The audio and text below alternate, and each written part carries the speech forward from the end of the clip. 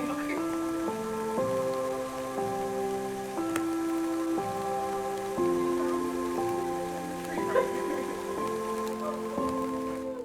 Hi, we're Koa. I'm Varsha, And I'm Vega. and it is currently 3:29 a.m. Because we have no sense of time. No, and we procrastinate. We built a pillow fort. This is not a pillow fort. Okay, it is a pillow background. It's just pillows, but you can't really see them. That's not the point. This is our very first art history talk. Not art, just an art talk, basically. Yeah. Late night art talks. Okay, so the topic of today is very controversial. What is modern art? And is it art? Yes. We would just like to throw out a disclaimer. We are not professional artists. We're not claiming to be professional artists. This is just our opinion As art students. as art students. And this is just what we, oh my god, I almost spit. Wow. I'm brushing off of the others. This is not good. This is just what we have understood from our many art classes and art history, well, one art history class. And our teachers. Yes. And our own research, because we're kind of nerds. So our quote for inspiration today is going to be by Pablo Picasso, and it is, "Every child is an artist. The problem is how to remain an artist once he grows up." And I feel like that's a very... Or she. Or she, yes, or she. It's just, he is in the quote. But I think it's a very good starting point for a discussion today, just because a thing that I hear a lot when I hear people talking about modern art, and by many scrolling through modern art videos and YouTube comment sections, is my 5-year-old could do this, my child can do this, any child can do this, it's not art. And I personally do not agree with that, just because I feel like one of the things that makes modern art so distinct compared to previous art styles is that a lot of thinking goes into it. It doesn't seem like that, but a lot of what you see or that has been popularized as modern art is based on the sort of minimalist movement. And people to think that way or to get those ideas has to do a lot of thinking. And yes, your child could do it. Your child has boundless creativity. But can your child also create these refined, mature sort of thoughts and then stem art from it, is the question. Yeah, let's backtrack real quick. Yeah. History lesson, right? Why did people start painting? It was, from what I've learned, they wanted a way to replicate reality. They didn't have cameras back then. So painting and drawing art was basically created there. So that's why old paintings or traditional paintings are so realistic, because they're trying to replicate reality. But then once cameras came in, there was really no point for that. If we backtrack before cameras, Da Vinci rediscovered proportion and foreshortening. Proportion wasn't new when he started painting or during his lifetime. It's just, it was almost like people had forgotten how to do it. So he just rediscovered it. And after that came the Italian Renaissance, High Renaissance, Renaissance happening everywhere. It's like people are rediscovering all of these things. Once it all ended, it was like, what next? What can I do as an artist to stand out? And that's when mannerism happened. Mannerism was, they purposefully made unproportionate portraits of people and paintings of the human body purposefully, because that was, what else could they have done? Yeah. If we look at manuscripts or older carvings, they were all 2D, and then Da Vinci did 3D and proportion, and then they moved into purposely make it not proportionate, and then cameras came in, and there was no reason to create such hyper-realistic paintings anymore. And yeah, you can go on. Okay, so I'm just doing a lot of research recently, and continue off of mannerism. So later on, people didn't know what else to do, and they decided to go back to the basics that make art, which is the elements and principles. And sort of give a sort of personality to them, give them a sort of persona. That's where you get a lot of the other movements like Dada, and you get like Cubism from there. And it's like they sort of give a sort of character to like these shapes and these colors that they use. And that's the sort of birth of modern art in a way. Yeah, and it's look, if you look through previous videos, we talk about the elements and principles of art and design. It's not that modern artists don't use these elements. Like, that's the foundation for any art piece. So traditional or not traditional, modern art or not modern art, all art includes the elements and principles of art. But unfortunately, nowadays everyone's taking advantage of modern art, and they're making any nonsense. Like, literally, I think the other day I saw a blank canvas. It was just a blank canvas, and that was art. I was like, what? And I mean, if your canvas had like a sort of meaning. Yeah, if the material, if you made that canvas and that material meant something, yeah, that's completely different. That goes into materiality, a big part of modern art. Yeah. But this person just bought a canvas off Michael's, and then you could say that's ready-mades, but there wasn't any.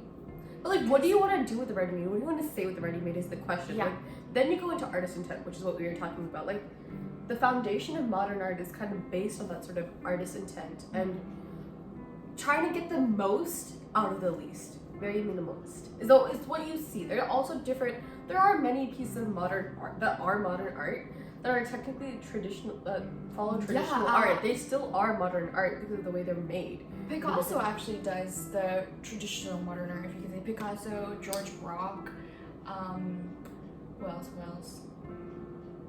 I think it's Paul Gauguin also does it. Oh yeah. This one second. They were actually all friends. Da Vinci kind of goes into it. Da Vinci, I would say, people would say is more traditional, just because he does portraits. But George Braque in Cubism, Picasso also does Cubism, but it's, you know, taking the same thing and shifting the planes, and as if you're looking at it from different angles, a different perspective, which is very interesting, and a lot of thought. It's also goes very into difficult. That. It's very, very difficult. Besides Cubism, what we want to say is, at least for us, oh my god, sorry. At least for us, I think we just want to say that modern art isn't so easy and so childlike as you think it is. There's just so much that goes into it, and I don't know how to prove that for you guys because it's very difficult. Because for many of you, if you're coming across this video, you'd probably think, oh, they're just saying this like for what face value? Like, there's nothing that we can prove with it. And I know that if you go to like modern art museums, you'll be very confused. Like, there's a small modern art museum where we live, and we went there last year, and there was this one exhibit where they dedicated a whole wing to this one guy who like had a box of nothing. Oh yeah. You know what I'm talking about? I was very frustrated at that. I was really angry at that because for him, he apparently, so like the description, because it was like vanished or something. Yeah, he disappeared for, so it says, I disappeared for 3 days. No one knew my whereabouts. Now that piece frustrated me because it had a whole wing dedicated to it, but I actually did look into it because I was very interested. Okay, I looked into him and looked into like his other artists that were like other art pieces that were displayed in there. It was just like the room over, and this guy actually did a whole performance art piece where he like had these 3 screens. Oh, and then he went it's the same guy. It's the same guy, and I think they're connected. It's just the thing is, there's even for that piece, which did frustrate me because I was like, you can't just dedicate a whole wing to this empty box. It was just like it was just a box. Plexiglass with a little plaque inside of it. That I didn't understand. So I'm like, you can't take advantage of it for that reason.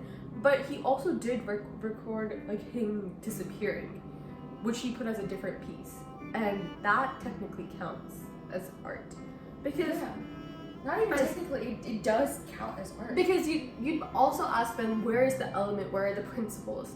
Now, if you break down line, if you break down color into their essence, you might be able to like look at it from a different way. Elements make up principles, and principles make up your artwork. So, it's even in something like that. Something like, I think it was a what's that called? Yeah. A holograph is what that thing was. Yeah. It was like, so it was a holograph. So it's actually an old what is that thing called? Projector.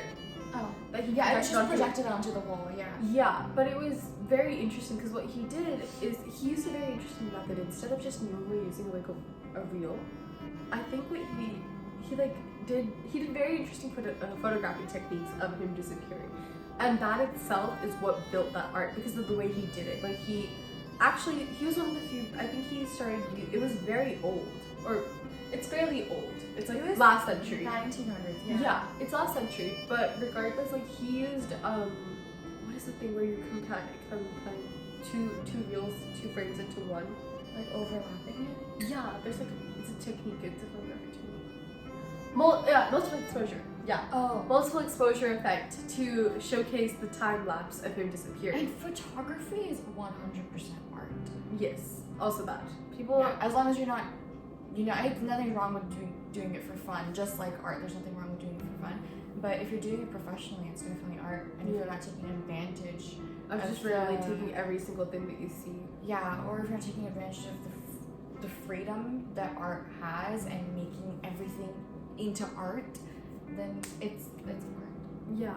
If you can back up all of the things that you did, then it's art. If you can back it up with technique, elements and principles, and just proper reasoning and artist intent, exactly. It's like writing an essay. Yeah. I think we talked about this earlier. We really do like comparing it to it.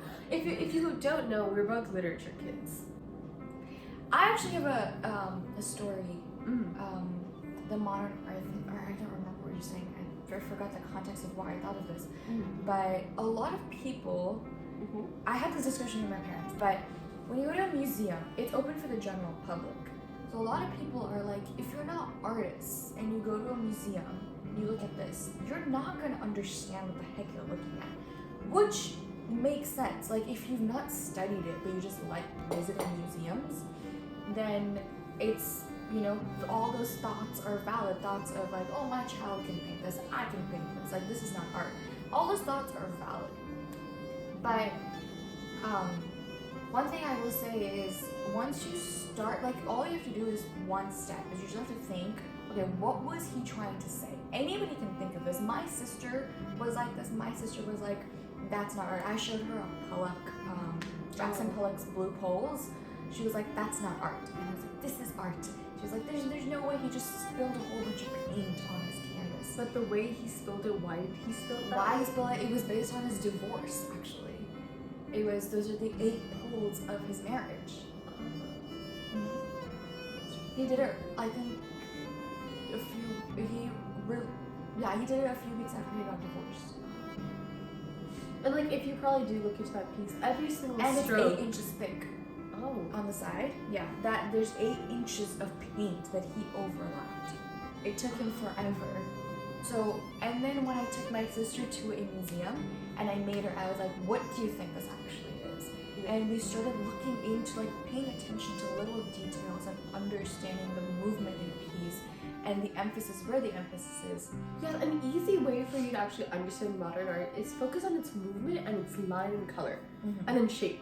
A lot of, especially minimal modern art, does focus on those Impressionism three, and four. Cubism.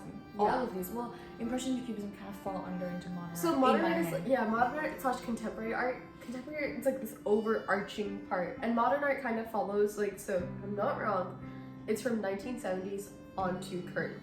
Yes, but Cubism and Impressionism is way before 1970s. Yeah, but they fall under all contemporary art and everything. Yeah, all of these categories were made by art historians today. There's a very few amount of artists during the time who actually considered themselves as their movement. Like, I know Impressionists actually considered because Impressionists were really secluded, or not secluded, they were just really isolated from everybody else. Yeah, and they were actually very proud of their art, if I'm not wrong. Yeah, they were kind of rebelling against the school. I forget why they call themselves Impressionists. I believe it was because they wanted to create an impression on the world and like change everyone's views on art. Manet started it, not Monet, Manet with an A. Oh, yeah. Everyone knows Monet.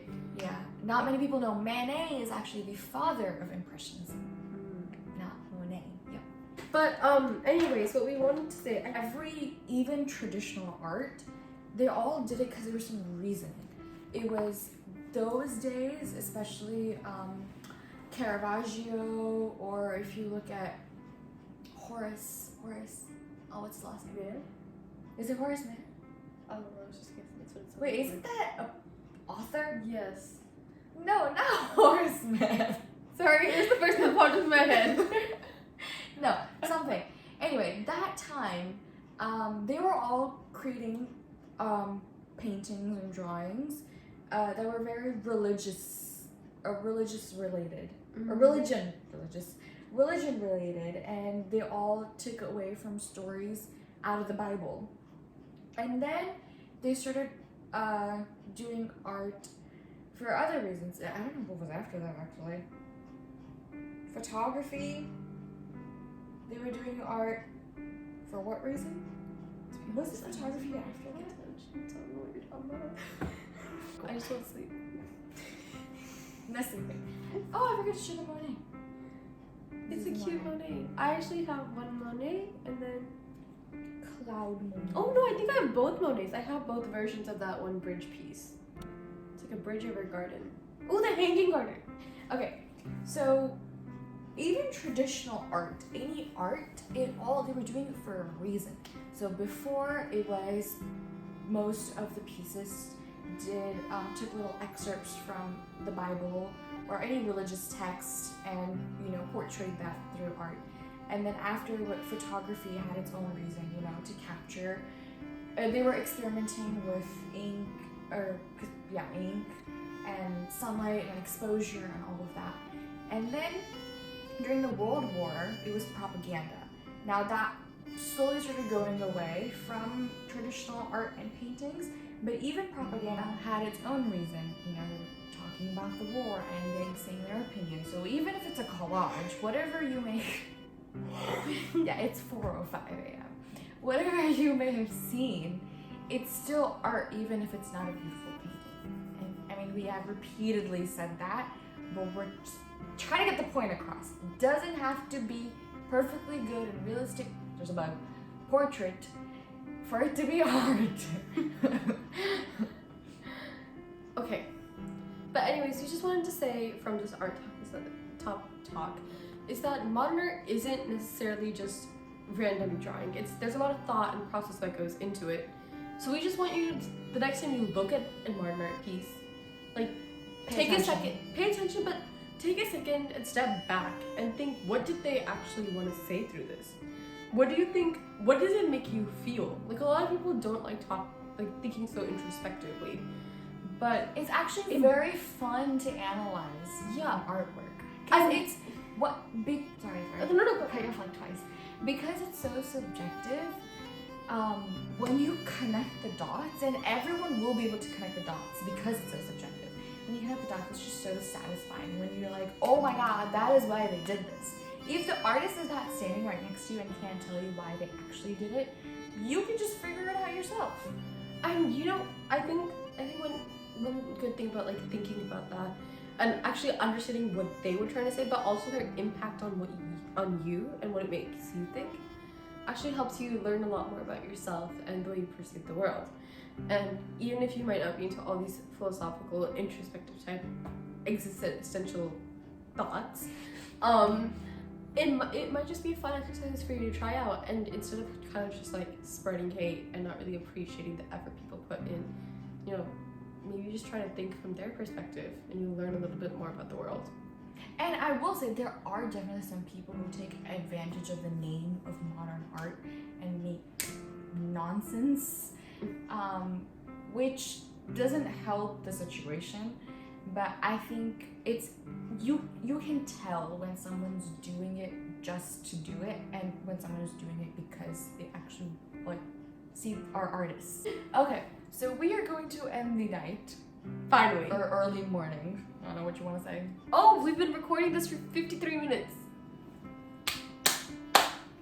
With Let's go. another quote by Picasso. We've been actually avoiding Picasso quotes until now, like on our Instagram where we're doing all other artists, which is the purpose of that. But we've been avoiding Picasso, but I feel like it fits into this conversation very well. And what better way to talk about unheard artists through a very heard artist, because people will actually listen to them. Wow. That was even deep for me. That wasn't deep at all, girl. What the heck was going through your brain? What another way to talk about unheard artists through a very heard artist? Because people will listen to them. Yeah, because most people don't listen. Picasso isn't here. We're speaking listen to the word. Okay, my excuse is it's 4:09 a.m. Okay, leave me alone. Yeah, that was the one yawning. Okay, anyways. I really like this one, and it kind of makes me laugh. I honestly don't know why he said this. I would like to know. Extraction creation one? No. Good artists copy, great artists steal. We were actually talking about this. Oh wait, it's in the beginning of our video. Yeah, it is. It's here. Yeah. And it's like Michelangelo and Raphael's story. And if you know about it, please talk about it in the comments. Well, we hope you liked this, and we hope you learned a little something.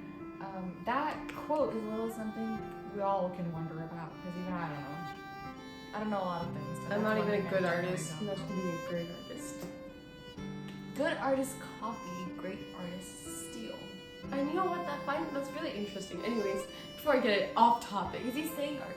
You know what? Never mind. No, because like it's the whole idea of like, at least the way I take it is that it's the whole idea of like you can't really create anything or you can't imagine something new. You kind of just copy from everything else. And Then what is the stealing part? I feel like great artists steal stuff from life in a way. They completely capture life's essence in their art. So they're stealing the ideas of nature and of life. I definitely don't think that. But good artists just steal techniques from like other artists.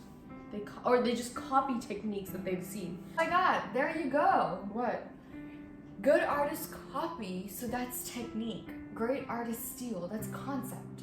Yeah. Because if you're looking at a picture and drawing exactly, what are you doing? Copying, you're doing a random. Ooh. Yeah, and great artists steal the concepts of life and put them in their art. That's what makes them so great. Wow, we're geniuses. Imagine Picasso here, like, you idiots, that's not what I meant at all. He was probably just like, I need words. He was like, I don't know what I was saying, it was I drunk. needed words. Okay, well, it's currently 4:11. We must bid adieu. So good night.